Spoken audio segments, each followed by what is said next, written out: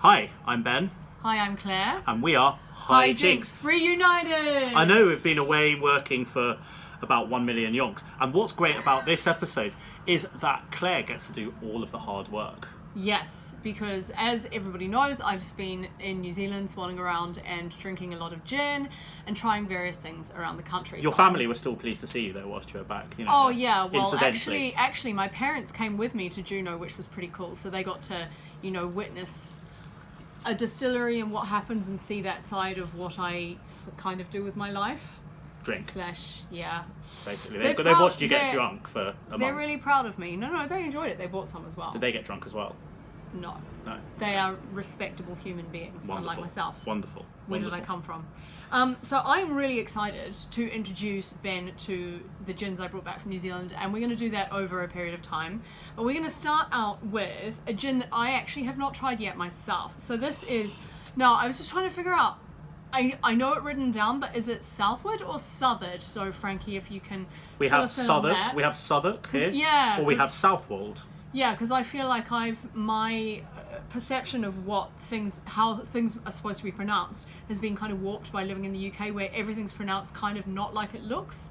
We are weird. We are strange. It is strange. You've got like Leicester and Worcester and all the sters. Marylebone, yeah. all that sort of thing. Yeah. So anyway, fill us in. But this is a wonderful gin from Wellington.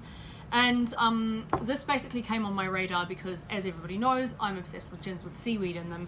And it was mentioned to me that this is a company that are making a gin with a seaweed. So their wave gin contains sugar kelp. So I really wanted to make it to Wellington on my recent trip home. Ran out of time, did the South Island, did Auckland, did New Plymouth. So Wellington I've had to leave for next time. But Frankie from Southward or Southward, I'm really sorry, I hope it's one of those two at least. It probably is one of those two, let's be honest. Very, very kindly has sent me some samples. So we have got the Mountain and Wave. I hope I didn't inadvertently do the fingers at anyone. I sort of did a reverse fingers. Yeah, you did like a kind of ghetto finger. Yeah, I'm not sure what it was. I'm sorry if I offended anyone. So shall we dive in to the wave? Oh, well done, very good. Or should we climb into the mountain? Yeah. Well, the mountain. What do you feel like is the appropriate tasting order for these? I feel like the mountain is listed first on the little booklet, so perhaps that's the order. I think the mountain will melt into the wave. Okay, so... Is that the worst thing I've ever said? No. I mean, it's probably not even the top 10. One of the wonderful things about New Zealand is that you can, I think people go on about this, you can go skiing and then go to the beach in the same day. So we have beautiful mountains and beautiful beaches. So it's great that there's this gin that's celebrating our diverse and beautiful landscape. So we've decided to garnish this one with lemon because it's got juniper, citrus, rosemary and lavender. So we thought that would go well together. So we shall see. Should we just start out with a little just a little neat tasting sample? Yeah.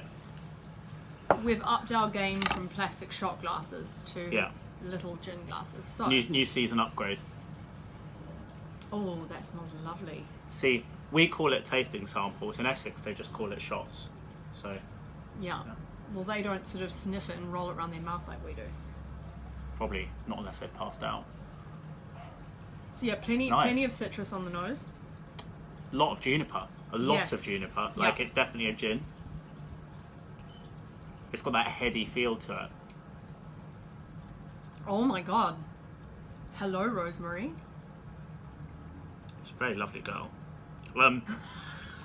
Actually, I don't know anyone called Rosemary. I do. I know a few people called Rosemary. Oh. Rosemary. Yeah. Gosh, that's lovely. So yeah, on the nose you've got the juniper, you've got that I'm a gin going on, and the citrus. But on the palate, I got immediately hit by the rosemary, and the rosemary and the lavender in a blended way. So it's like the lavender is there, but it's not bringing the same vibe. It's a lot of boldness. Like brings. There's a bold citrus, bold juniper, bold. It shouldn't work because it should be too strong. It should be too aggressive, but somehow it sort of melds and works. I really like it. Do you know what I mean? Yeah. Like And it's definitely savoury and vegetal. It's and definitely I was nervous, more is more gin as well, yeah. isn't it? Because lavender can go either way in gins, can't it? Like you love your lavender, Except but there for are some. Yeah, there are some I examples. hate it when they go sort of cloudy and chalky. That's what I find often with lavender. Or sometimes sort of overly sweet and slightly chemical. That's the other option, isn't it? Yeah. So to find lavender as like a sort of secondary player is often quite a good. Yeah. Rather than the kind of main player. Yeah, Look, I agree. we've got I'm more new massively kit into here. that. So, in the essence of hygiene, we're gonna tom some ice. So do you want to keep talking so everyone? Well, I'm just going to bang. Well, I don't know. It's very exciting watching you do it. I just realised I used up all the ice on our first one. Oh, how exciting! Oh well. I'll get more. Yeah. Well, I just haven't smelt lemon for so long because obviously, whilst you've been away, I've had no gin and tonics. Obviously. Are we just going fitty on this? We're not Fitty. saving. Now go big. Not saving any. Go big or go home. Well done. Beautiful. So let's see what the ice and the garnish do to it. Pour my leftovers in. When I go, just before I go and grab some tonic, which I forgot to put on the table. Oh, well done. I forgot that too. Opens it up a little bit. It makes it a bit less aggressive. Drier.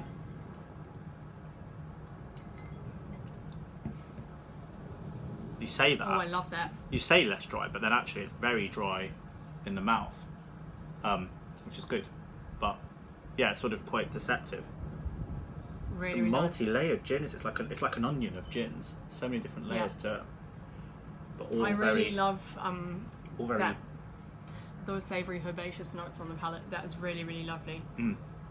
Yeah, no, it's one you want to sort of rub all over. I was saying it's like one of my favourite gins is Nordes. Yes. And you know how you like basically I just feel like it's everything I want to rub on a roast chicken. Yes. And there's a bit of that going on here. The rosemary and the lemon and the herbaceousness and the savoury elements and the juniper, and it sort of all melds together. Oh my god. Okay. Shall I put it on about Nordes whilst you go and get some tonic? Yes. The only difference is that Nordes is obviously a slightly sweeter blend. This is very, very, very dry.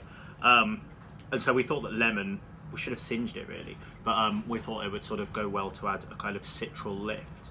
I'm very jealous of Claire going all the way to New Zealand to pick up these amazing gins because I will never go to half of these I'm going places. to take one for the team and I'm going to consume some FODMAPs because I feel like this one needs the light.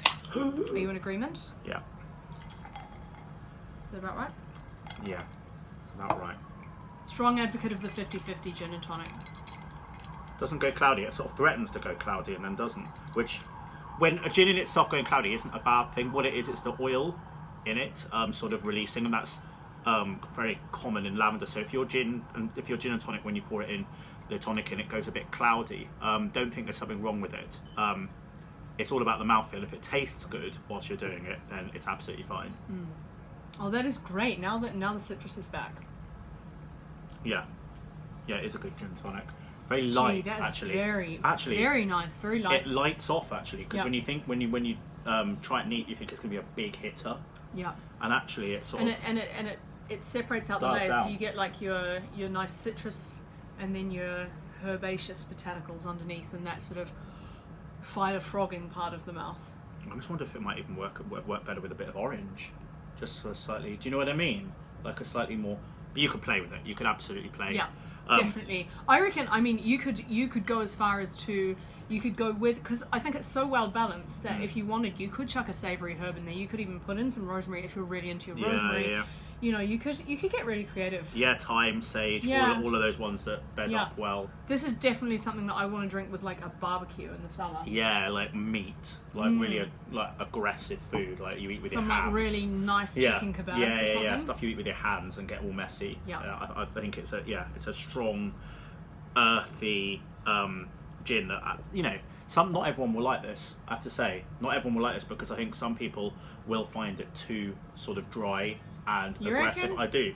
I love it. Yeah. And you love it because you love all these things. But it is definitely one that some people will find quite dry when they taste. But if it's what you're looking for, it's a very, very good example of it. I don't think it's so dry once it's mixed. I think that once you mix it, it's savoury.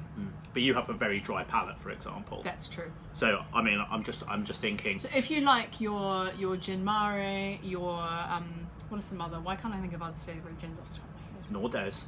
Yeah. Great example. It's Yeah. drier than an orders, for example. But you know, if you like those sort of herbaceous sort of things, you know, as if you're into more your pink pepper gin and things like that, and even your flavours, then maybe this isn't the best place to start, but it is delicious. Okay.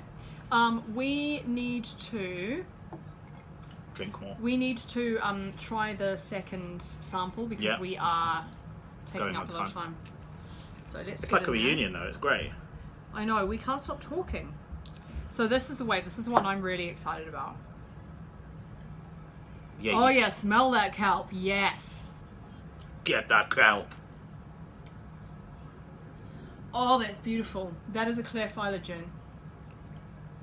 Yeah, Oh, I think yeah. I agree. I think that's delicious.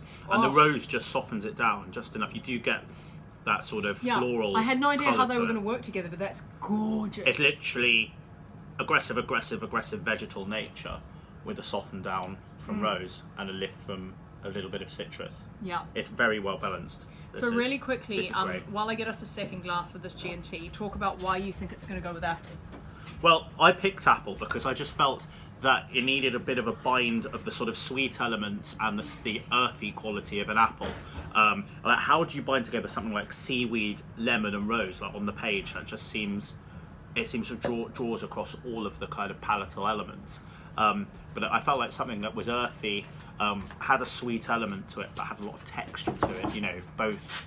I felt like that would sort of meld quite nicely. So I don't know because we haven't tried it, but I'm going to say this is going to work. And if it doesn't, then I'm really sorry. I used my fingers. I'm disgusting. I'm sorry. You're a terrible person. You know, it's fine. Oh, well done. We've got more glasses. Glasses. What's wrong with me? I've become a northerner. Have I become a northerner or a Welsh person? Not sure. Right, chuck it in. Doing it. We need to wrap this up. Wrap it up. Yeah, massively softens even with a couple of bits of ice. Oh my god, it's so good.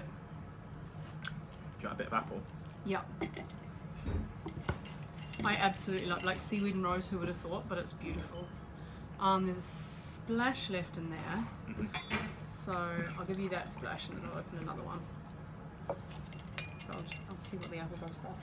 I think it will just add a little bit of nice kind of sweetness to blend in.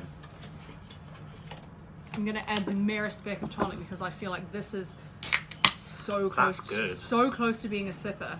That's good. Yeah, apple is like the most vegetal of all fruits in a way, isn't it? It's got that sort of strength to it. Oh yeah, that is amazing. I could drink that all day. Yeah.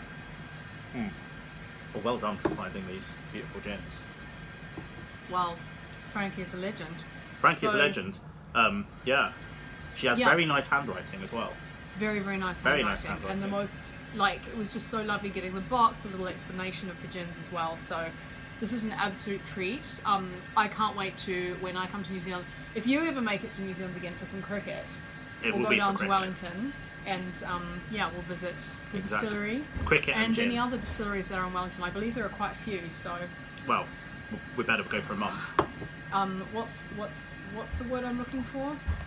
Like, I want to be like, prepare your liver or something, but I feel like there's a cleverer phrase. I don't know. We'll let you know. Anyway, Prepare your I'll think liver. about it. Yeah. No, it's like gird your loins, gird your liver. Gird your That's liver. what I was There looking we for. go. Right. On that note, cheers. Cheers, my dears.